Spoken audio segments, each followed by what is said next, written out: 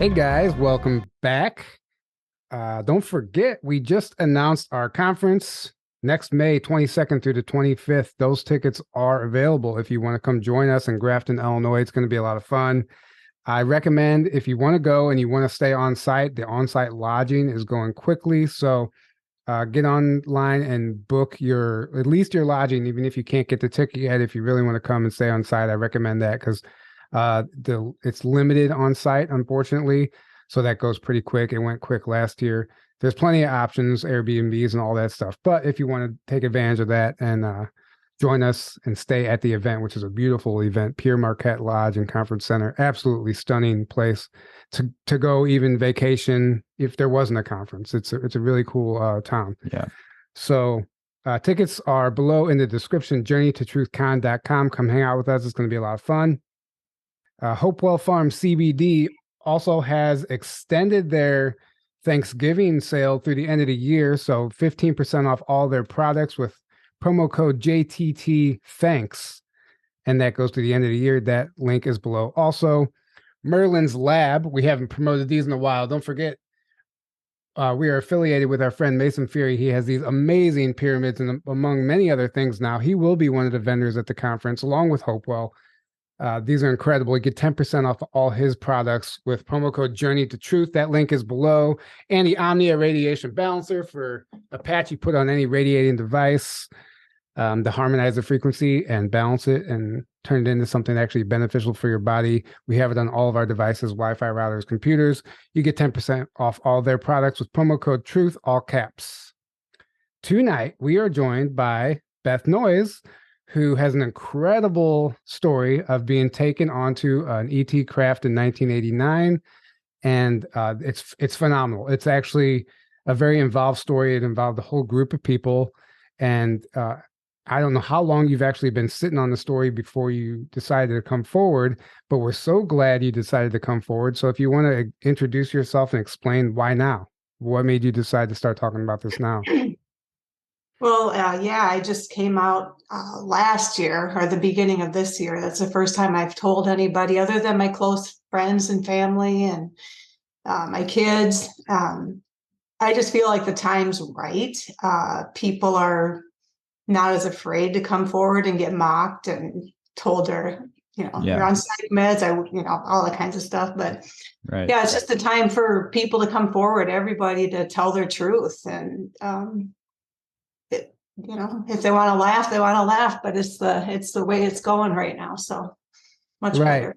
And I think we should preface this by you reached out to Mary Rodwell, I believe. I don't know if I have all these details correct. And you told her your story, and you've actually done a few regressions with her, or one or two. And a lot of information came through also. And she found your story so profound that she's talking about it on her interviews, sharing it. And like it's some really next level information that came through the session. And so, and we'll get into some of that stuff later, but we'll get into the main story first and let you, just explain to us what happened, how it started, and we'll go through everything. Yeah, I did start with Mary just to make sure I had all my ducks in a row before I did any podcasts or anything like that. So, well, it was in the summer of 1989 in Illinois. It was we lived in a place that's like 20 miles west, 30 miles west of the Great Lakes Naval Station. I found out later, but I don't know if that has anything to do with this. But it was a summer night. I went to bed. It was 2:00 in the morning, and I'm just laying there, and there's a little picture of it.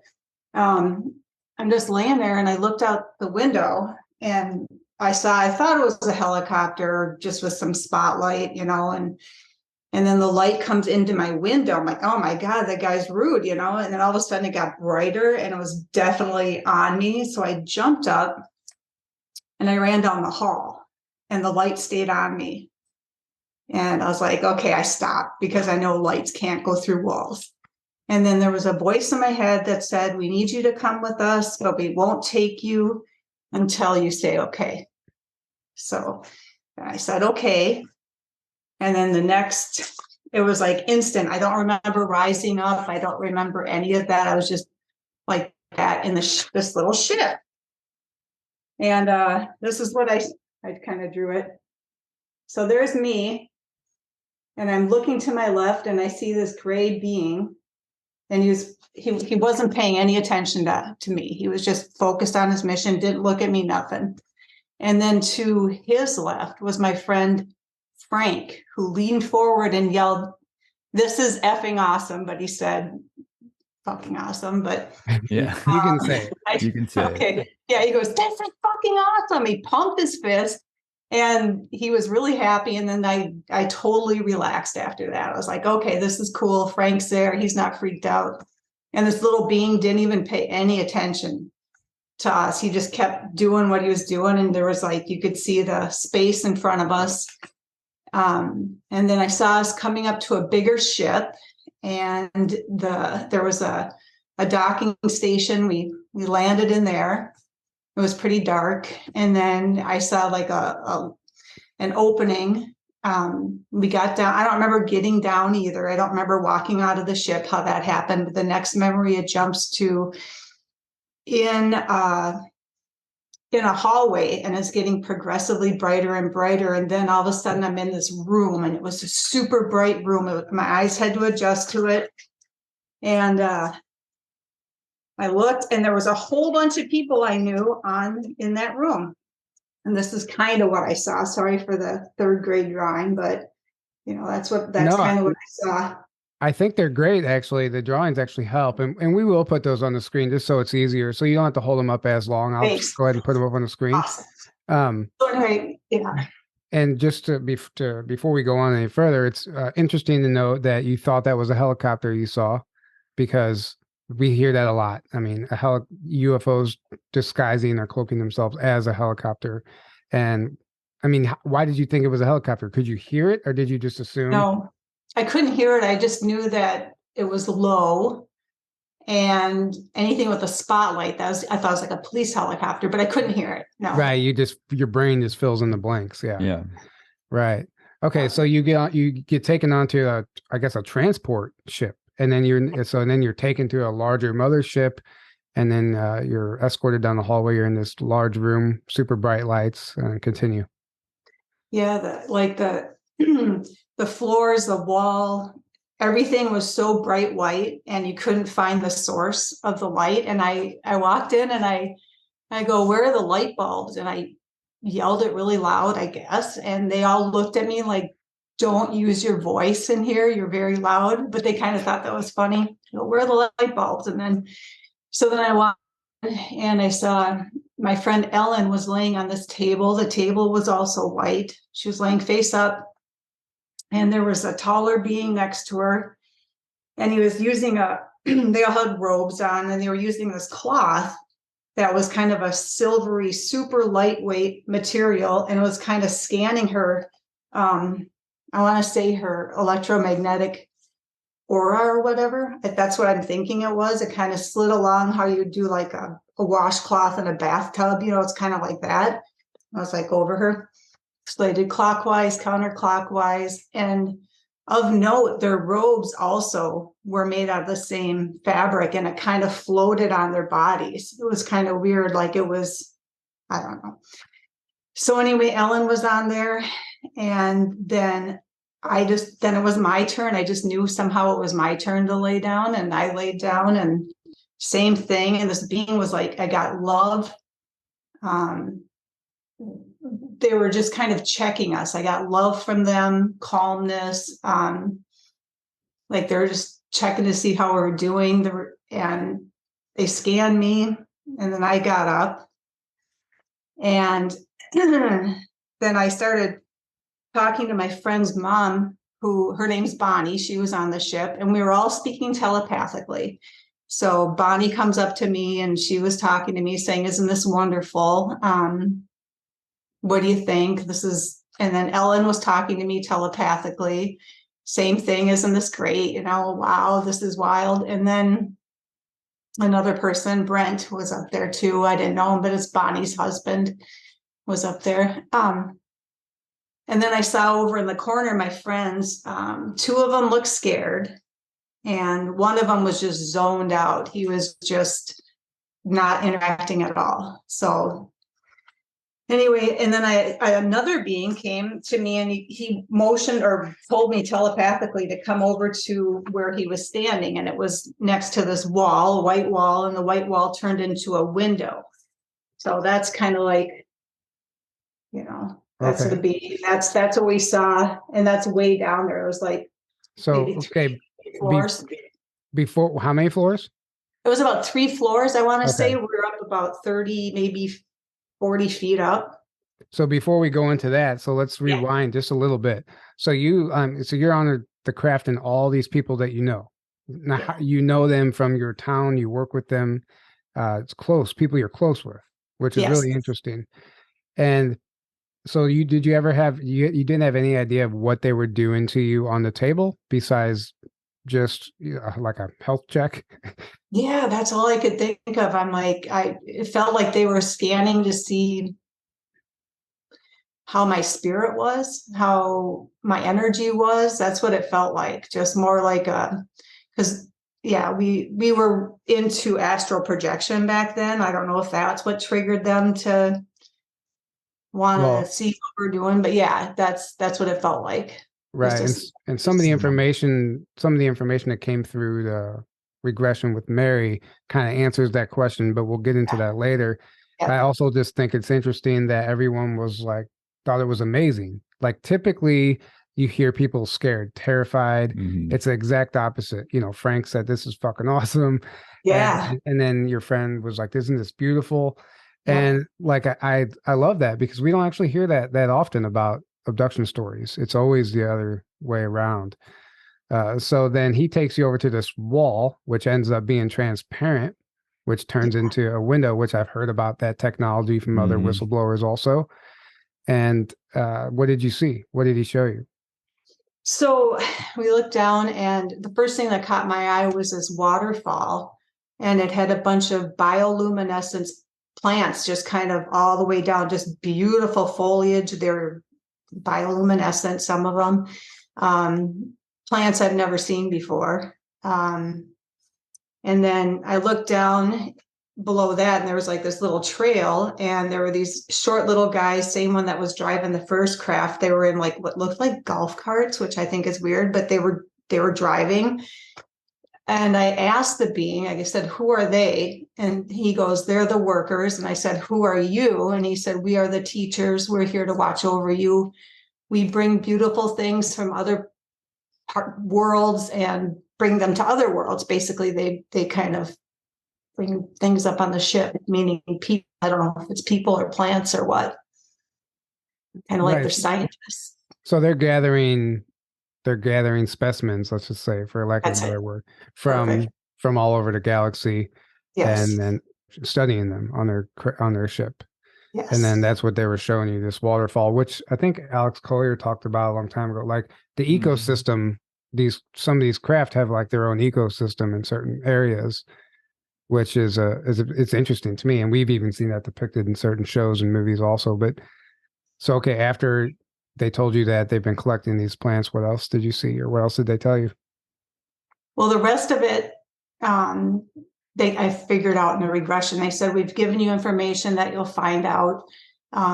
It'll be revealed to you when the time's right, which I hate that cryptic stuff, but that's what they said.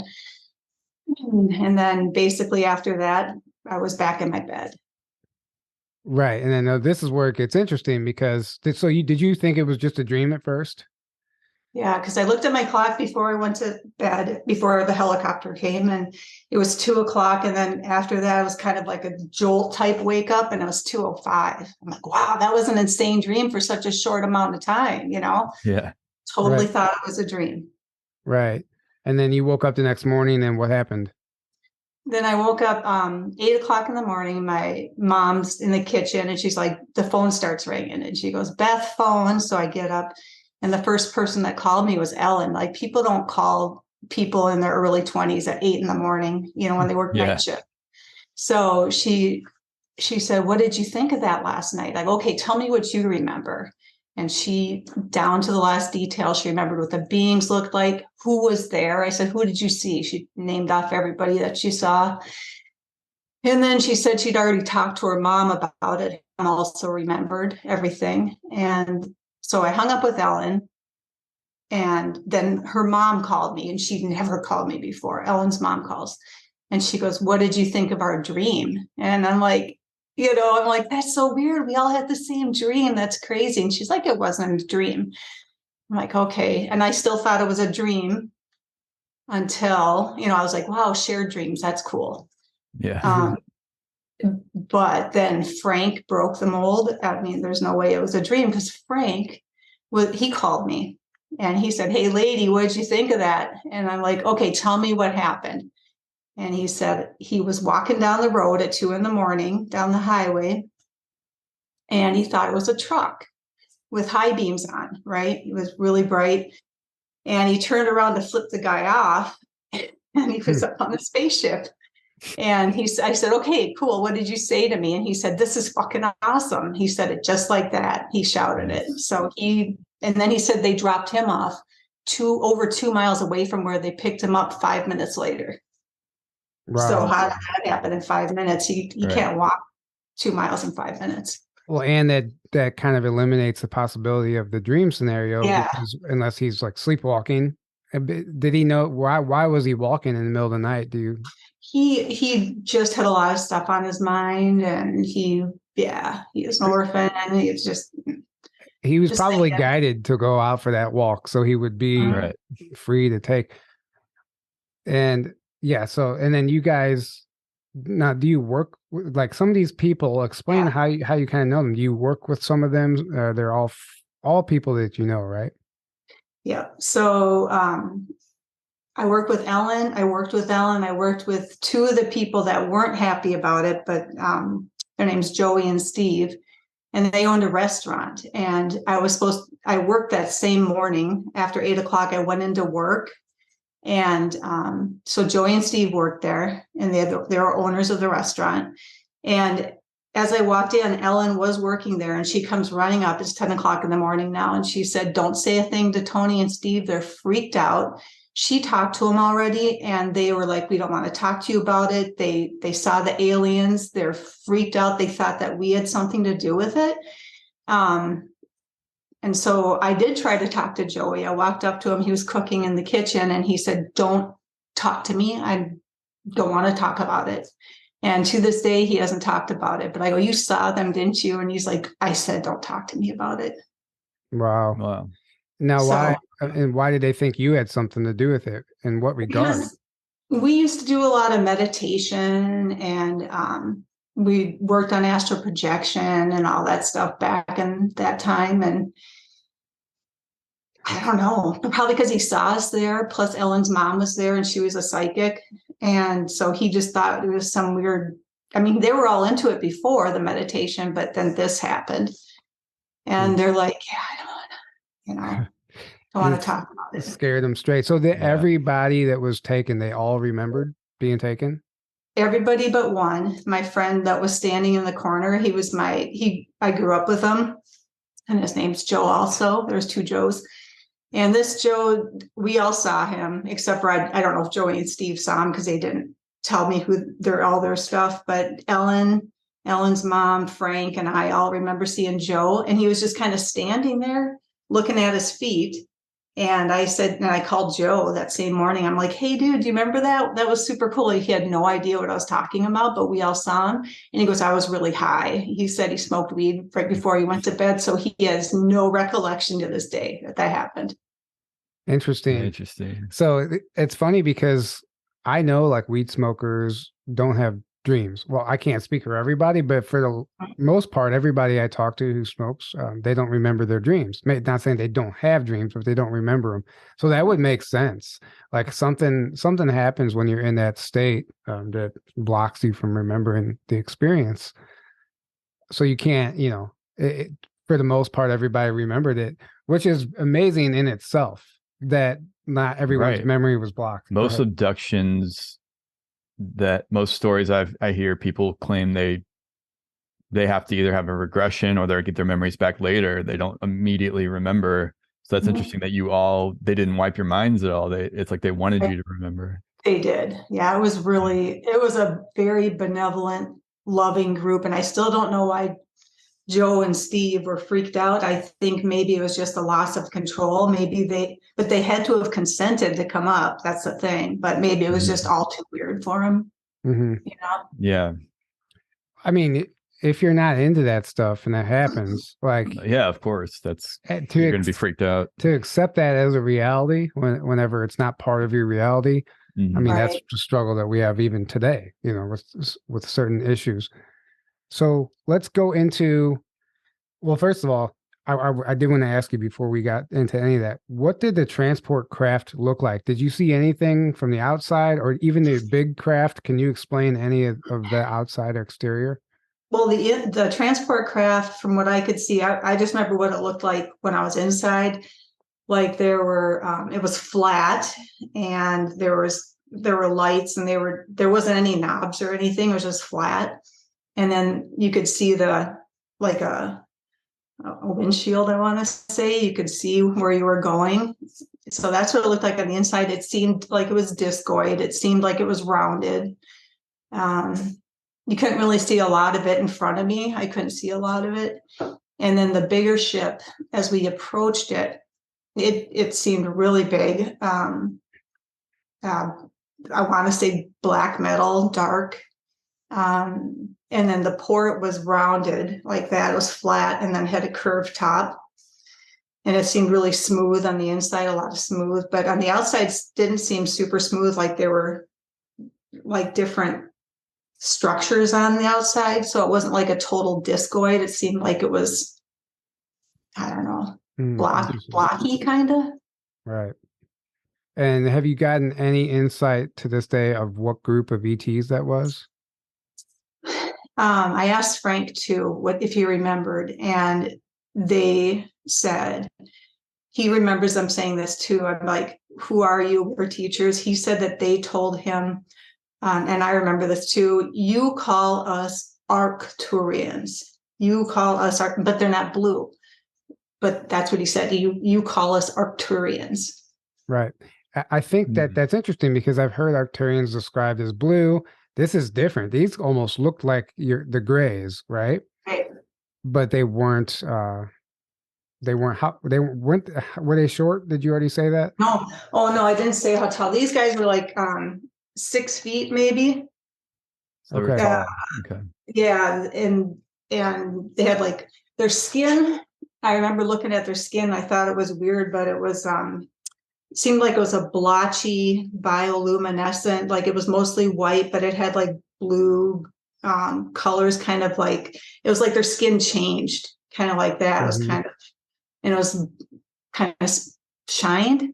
Right. Mm-hmm. Well, think about all the different types of humans. So if you go to another planet and say, "Oh, you know us as humans," now we all look different, and there's an incredibly wide range of diversity there. So if we take that and apply it to like the Arcturians, I've heard the Arcturians also described as they would look no different than a human, besides, just subtle features that if you knew what to look for, you would see it. So we can't rule that out. And it's also important to note that this wasn't a negative experience, even though these appeared to be what we would consider grays. Because I've had an experience with grays also, and everyone's like, "Oh, that was negative, it was bad." I'm like, "No, it was the exact opposite. Actually, they were helping me." So that's just something to note, I think. And the fact, and their clothing, which really interests me. So you said it was just floating on their skin? Yeah, it was really cool. It's like it was reacting to their energy fields, and so it wasn't touching their skin. It was kind of like just flowing like that. And their eyes were kind of cool. This is labradorite. If you kind of, what labradorite looks like. When you move their eyes, it would be like kind of like they would change colors. Cool. It would have the effect of labradorite. Oh, that's really cool. That's really cool. Right. So, okay, let's get into what came through this session with Mary, because this is where it actually gets really interesting and really deep. And there's some profound stuff. And I think this is why Mary largely tells your story, because it actually kind of relates to exactly what's going on today. And I think that's why you were prompted now to come forward. So I don't know if you have any notes with you or whatever, but can you, just give us a run through of that session and what you discovered. So when she regressed me, she was we were trying to go back onto the ship. And so that was the intention. And because the goal was, the regression was, what did they say, and why this group of people? Why were you all brought up together? So when she did the regression, and I opened that door, it wasn't the ship, because that's where I was trying to go, but it ended up being Atlantis, which was really weird, and I was describing it to her, and she said, why are you in Atlantis? And I said, the same people that got brought up on the ship were present during Atlantis. We failed our mission at that time.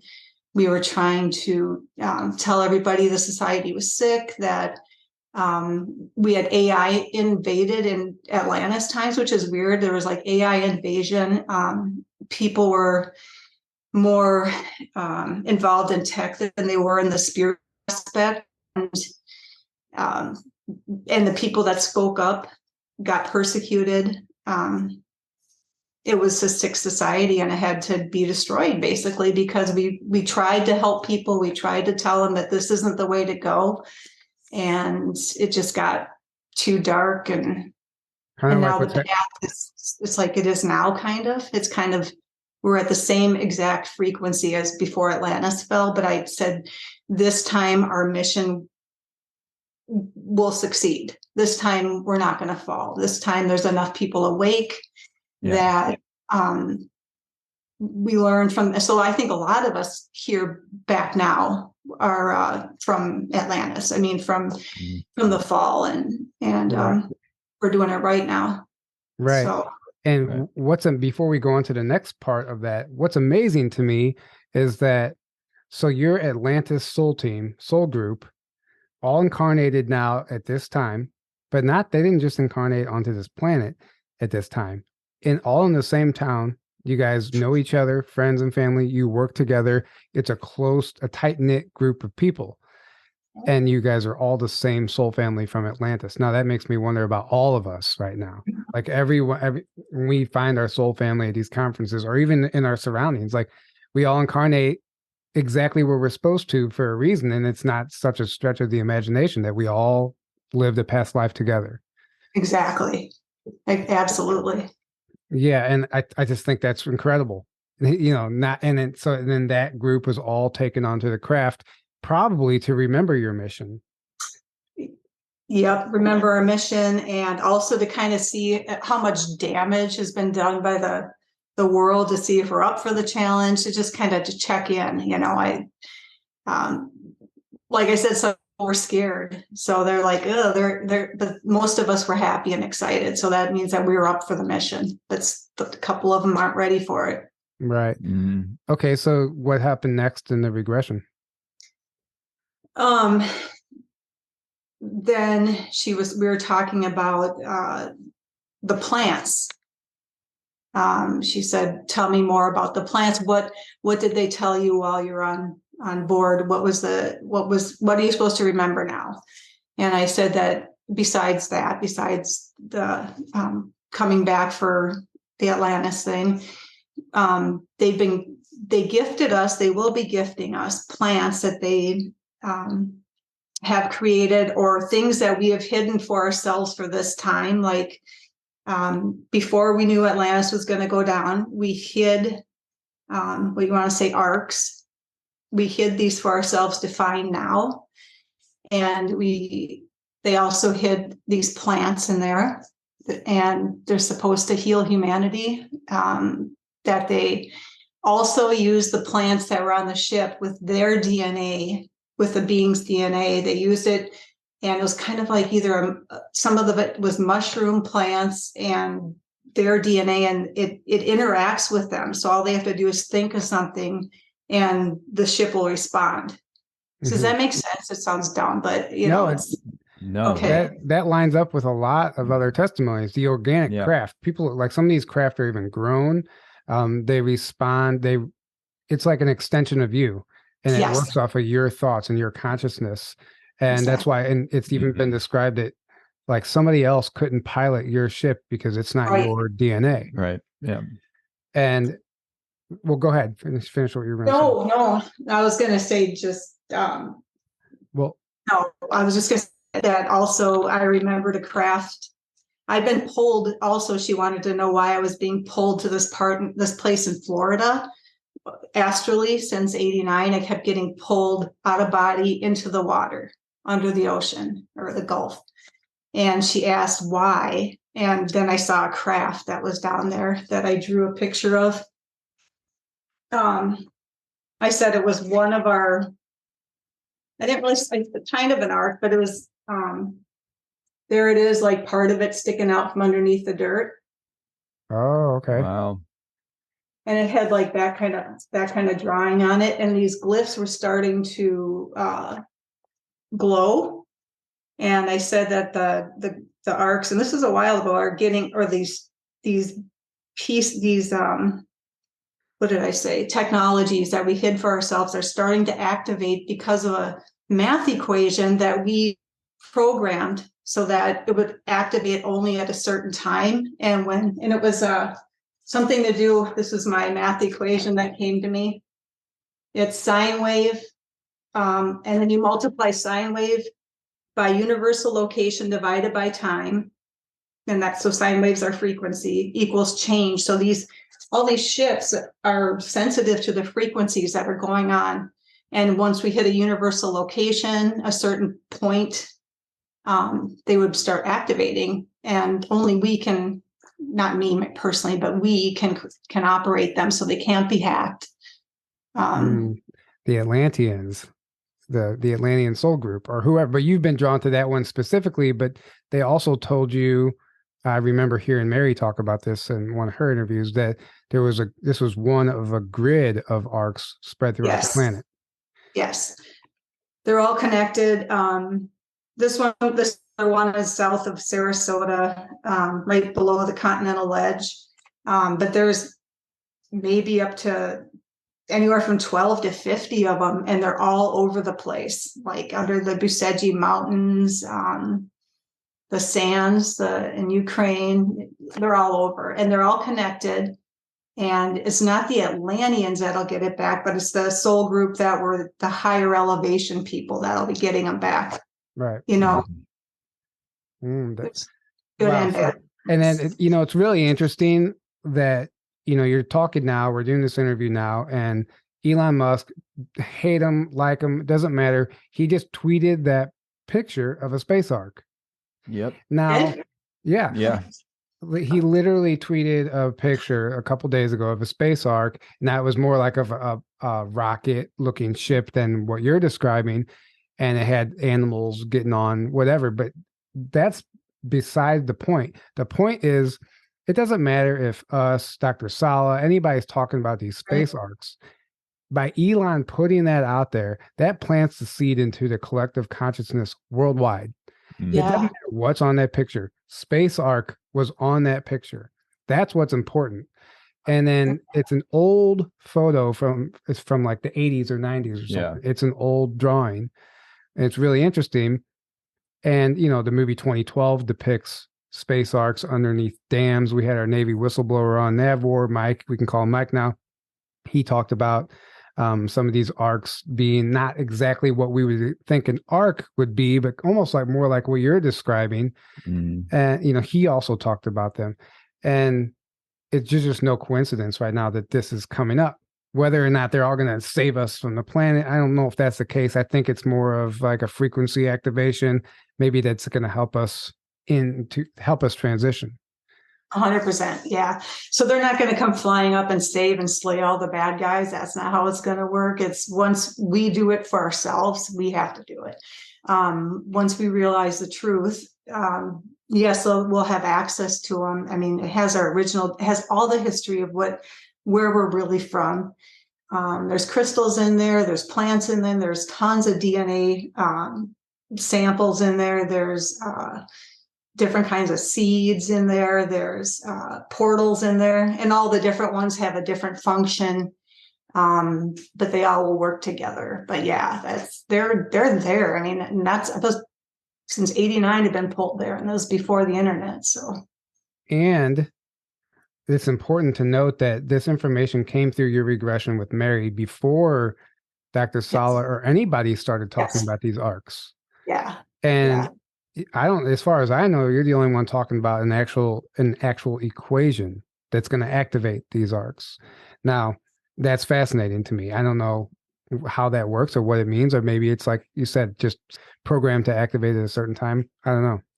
It's multi-factored, you got to have the right frequency and it has to be the right place. And I don't know I didn't know if there is a time, but yeah, it has to be at a certain location in the universe, and then factor in our sine waves, our frequencies, how, if it's ready, if they're going to come back to life fully, or yeah. I want to get somebody that knows math. Maybe I can have my brother look at that math equation, and maybe there's, if it's even a possible equation, Well, we'll put it on the screen, and maybe somebody in the audience might know.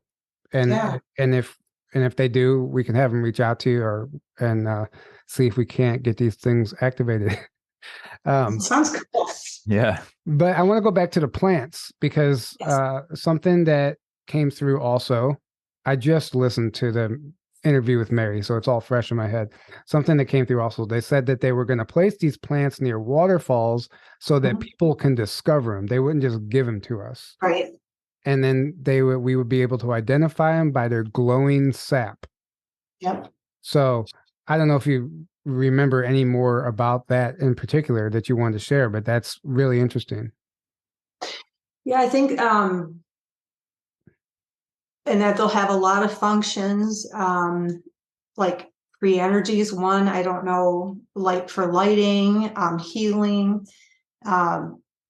It's just endless what we can do with this. And they could be, in the arcs, they could be under, like the Sphinx. It could be under there in caverns. Some people said that they saw like water trickling, and then we did a remote view too in a group, and they didn't know any of this stuff. They said we remote viewed under the Busegi Mountains. Is that the right place? Yeah.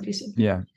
So our group, Tony's group, we did a remote view, and that people saw these glowing plants underneath in these caverns next to waterfalls. And it was, they saw some, some said they saw beings in stasis. I don't know. We'll see what comes of that, but that those are the pilots.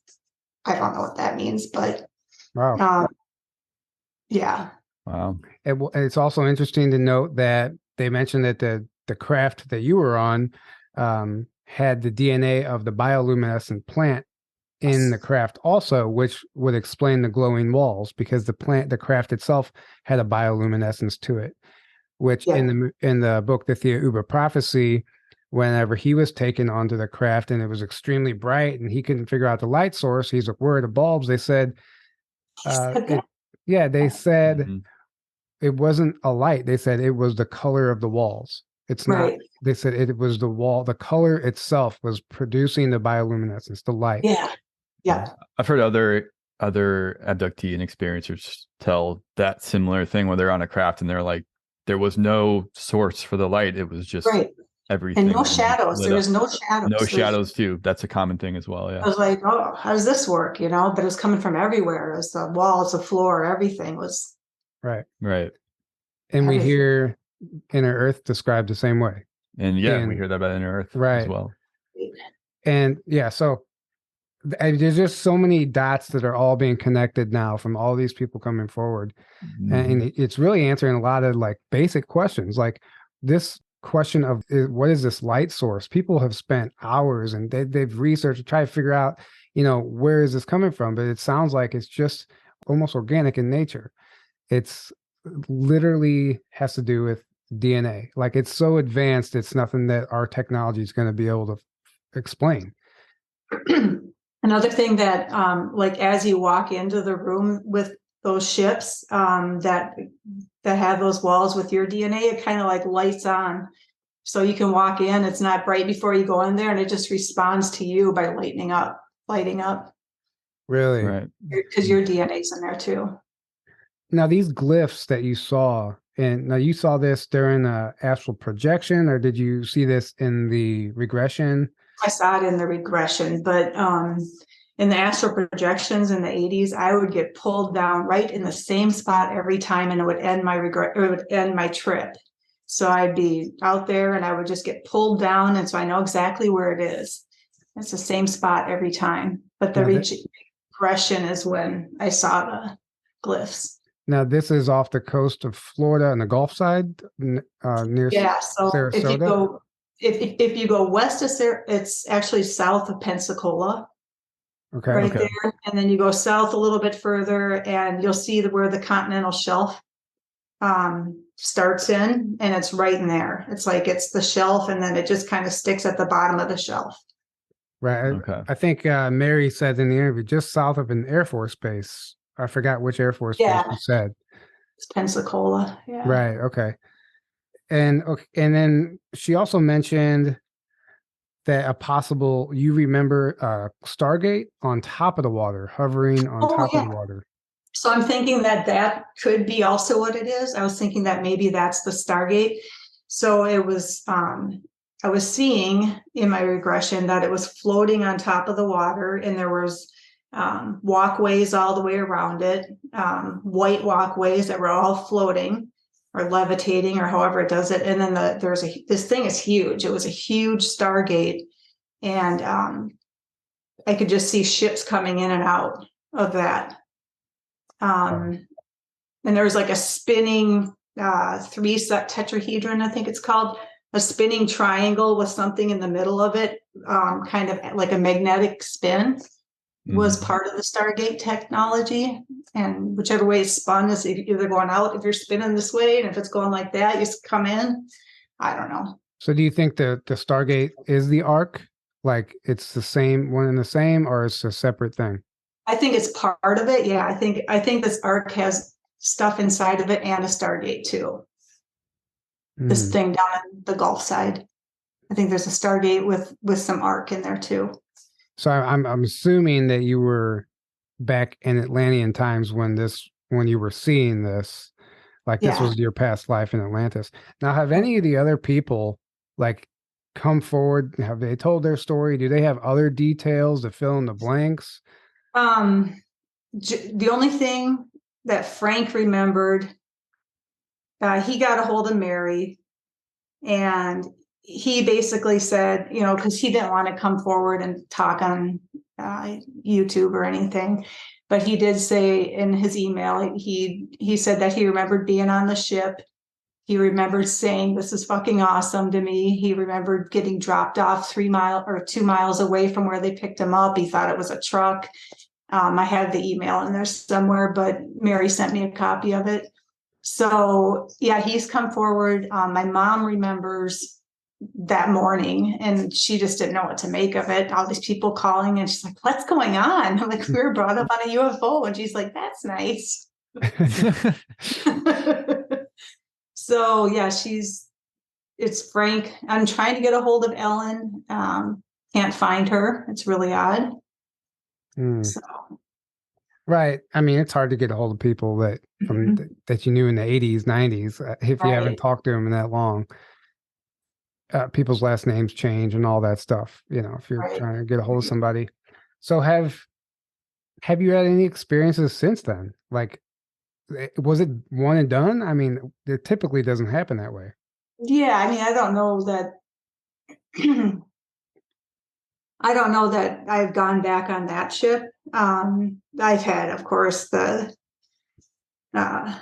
ETs coming into your house, which is not cool. I was laying in bed and woke up in a night terror where I was paralyzed, and it wasn't the same kind of being, but it was a shorter gray, and he was just standing by my feet, and I jumped up and told him to get the hell out of here. I swore, and and I've seen the crafts. I've seen triangle crafts. I've seen cigar-shaped crafts with no wings that just kind of disappear behind a little cloud. Yeah, they seem to be all over, especially in Illinois, though. There was tons of the triangle crafts. Yeah, I think by you just sharing this information right now, it's part of the activation in itself, because like everybody has keys and codes, right? So when you speak, people are subconsciously getting downloads from your codes or whatever. So I think there's like, it's not just about telling a story, it's about activating these people to remember, and ultimately, let's just say activating these arcs and whatever that's going to do. But I think it's ultimately going to assist in the transition. And what better time than now, because we need something. Yeah. Exactly. Yeah, I think a lot of people a lot of people have been contacting me and telling me about, especially the white room. That's a huge thing they're talking about. I know I've been on a white room and I'm trying to remember it, but they were just blinded by light. But Well, yeah, when I remember being on a ship laying down, and there was these little grays scanning me. I couldn't even describe the room because it was so bright. It was just a big bright white, and I think that might just be typical. And we hear like, so that the black eyes or whatever is covering their eyes, it's like almost like a contact lens. It's not their actual eye, so maybe that might help them see as opposed to our just bare eyes. I don't know. right, I've heard that too. I mean, I don't know if there's any other direction you want to go. If there's anything that you feel like you want to share while you're here. Basically, just focus on don't get. There's a lot of side stories right now. Just keep focused on, stay heart centered. Don't get drawn into different narratives, as we all know. Just keep staying in your heart and uniting, because each one of us, we've worked together before, and we know our tribe, and we're gonna, I think for sure this time we'll get it right. I see it. We're at a tipping point right now. So just stay in the light. Yeah, we definitely are. Yeah, I couldn't agree more. Yes. I think this is an exact repeat of Atlantis in a lot of ways. And, you know, if you said that you remember those people being, quote, sick, well, I mean, that describes what we see right now and everything surfacing right now. Yep. And just because back then they might have been advanced, I've heard just from stuff I've read, I should say, that they were a very greedy civilization and a lot of existing in their ego. And just because they're advanced doesn't mean that you're spiritually evolved enough to ascend. Yeah. And Lemuria was more spiritual. Right. That's from what we hear. Right. Even prior to and less Atlantis. technological and more spiritual. And Atlantis was more technological and ego and greedy and all that. But notice how they go ahead, Beth. I was going to say, I think a lot of the people that were had Lemurian roots were in Atlantis too, trying to say this is sick. Yeah. I don't know. I mean, they were the ones that were trying to keep everyone on the right path and seeing all the chaos. I think, you know, I'm sure there was Lemurians in Atlantis too. I don't know, but or at least the same souls were there. Right. And I think a lot of the people, I think it was the leadership of Atlantis that was the mostly corrupt, not like kind of like now, like it's mostly the 100%. People running the institutions that are mostly corrupt, you know, that are destroying the planet and taking us down a negative path. Obviously, you know, we need to wake up as well. And but precisely, it's I do. I think it was it's a very similar thing. Upper echelon, that was, you know, running the show. And you know, I think whenever you're so advanced, you don't feel like there's not a need to grow or heal.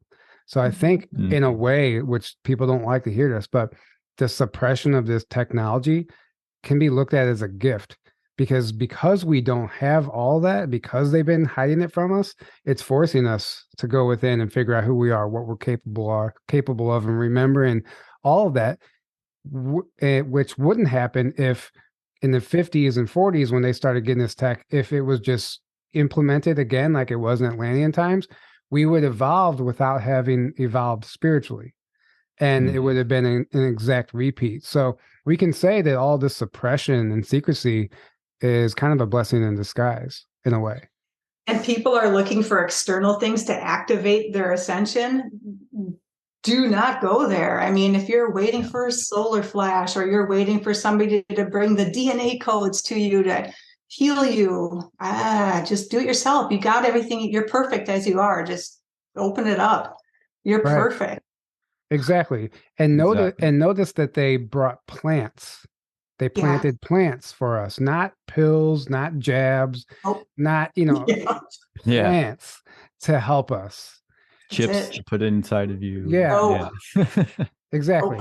So, and then that goes back to like the Lemurian society where the technology was, it didn't look like much, but it was superior to what anything we can create with AI. For sure. Yeah. Yep. So maybe that's what Watch the Water means. I don't know. Yeah, maybe. Plants. No, I'm just kidding. But with the plants. I think Watch the Water has multiple meanings. No matter however you want to perceive it, receive that information, it doesn't matter. The water component is huge right now, and the Avatar movie coming out, literally called The Way of the Water. Right. And I think there's no doubt there's going to be downloads in that movie. Whether or not like people are trying to say that the symbol is a Masonic symbol and all stuff. Yeah. And what James Cameron said recently, what did he say? It was he said testosterone was a toxin that he's trying to eliminate from his body or something like that. Right. Again, gross. Right. Unbelievable. Yeah. Well, the thing about these movies is that a lot of the disclosure that comes through them actually comes from the subconscious mind. So it doesn't even matter what he believes in. Like he subconsciously, like there's stuff happening in that movie that like people are receiving the downloads and the codes, and they know that they've been using that as a weapon. William Tompkins' book, Selected by Extraterrestrials, Volume 2, he talked about in the 60s, they were working on a technology that would pump a frequency through a movie or the mainstream media that would bypass the logical mind and go straight to the conscious mind, go straight to the subconscious, and get people to perform acts without them even knowing it. So I think the same can be used for our good also, to our benefit. And I think it is. I mean, I'm not going to rule that out. Like, if we just look at everything as a weapon, that's not good. We can rewrite the timeline ourselves. And all the things they've done to us, we can turn it around and use it for good because we're awake to it now. And now we know how to utilize what they've given us or brainwashed us with. We can utilize it for our benefit. Right. Like all the viewing techniques that they've done. And Right. I mean, take everything, like you can say, oh, your cell phone is bad. You need to quit spending time on your phone. Yeah, we spend way too much time on our phones, but it can also be utilized as a tool to be used against them. That's actually how this whole thing, without the internet, without our computers and our phones, this revolution, this information wouldn't be happening. Social media. Yeah. Too, same thing. Exactly. It wouldn't be happening without the very tool they created to control us. It's just the irony of it.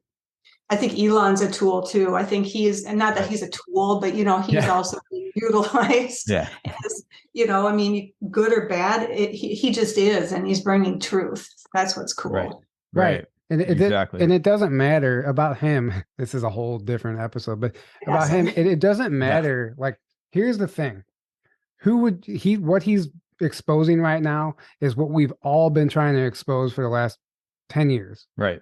Yeah. And people are mad. People are like, oh, wolf in sheep's clothing. Oh, he's a black hat, whatever. Who would you rather have do this than him right now? Pick somebody. Are you happy with, is there one person out there that you're happy with coming forward and doing it? It doesn't matter. What matters is that it's actually happening. Take the messenger, pick Elon out of the equation. We're getting somewhere finally. Amen. And that's huge. Amen to that. How many people is it waking up to? Sleepers. Right. Think about that.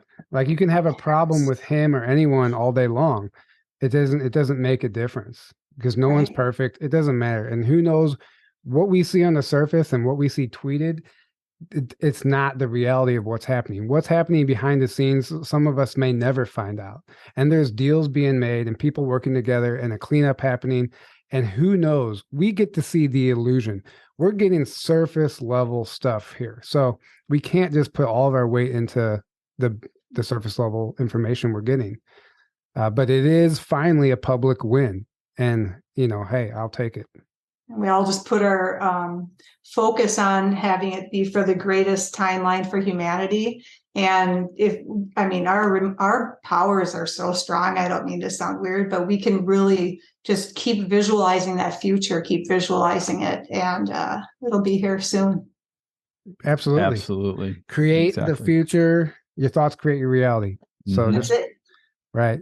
And start putting your focus and your energy and intention into what you want to see instead of what you don't. Exactly. Right.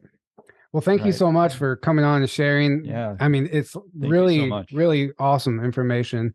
And I hope that more comes forward. I hope more comes through, and hopefully we get to do this again and you have this whole other download, you know. So keep an eye on Mary Rodwell's future conferences. She's taken this to another level. And so it's a lot of what we talked about, only she says it much better than I do. So she's really digging hard. So keep an eye on Mary. Well, there you go. I mean, that's exactly it. So, and I don't know are you still working with her at all? Yeah. Yeah. So, nice. I mean, it's only inevitable that, you know, more is going to become unlocked. So stay tuned for that. Thanks, right. Guys. Thank you guys so much for joining us. This was amazing. Thank you, Beth. I almost called you Mary. Talked about Same Mary. Person. Yeah. Thank you for joining us. Thank you for deciding to come forward, because this is crucial information. There's no doubt that people need to hear this right now, in my opinion. So we appreciate that. And I hope you keep doing it. Thank you, guys. Love you. Thank you. Yeah, thank you. Thank you. Thank you guys for listening. Thank you for tuning in. Don't forget to grab a ticket to our conference. Come hang out with us. Live stream tickets are available also if you can't make it. They're only $99 this year. So if you can't travel, if you can't make it, that is an option as well. Thank you guys all for the donations and your support. As always, we can't do this without you. And we love you all. Good night. Have a great evening. Until next time.